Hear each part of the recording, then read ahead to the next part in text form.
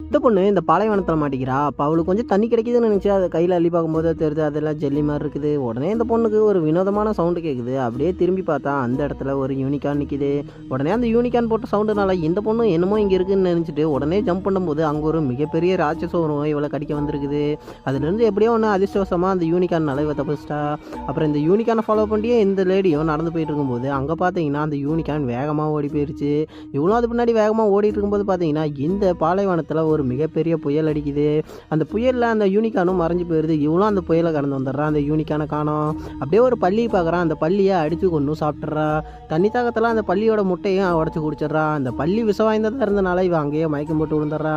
அவள் மயக்கம் தெளிஞ்சு பார்க்கும்போது அவளுக்கு முன்னாடி அந்த யூனிகானும் இருந்திருக்குது. அப்புறம் அந்த யூனிகான் பின்னாடியே போயிட்டு இருக்கா. அந்த யூனிகான் ஒரு இடத்த காட்டுது. அந்த இடத்துல இவ்வளோ நோண்டி பார்க்கும்போது அந்த இடத்துல இருந்து தண்ணி வருது.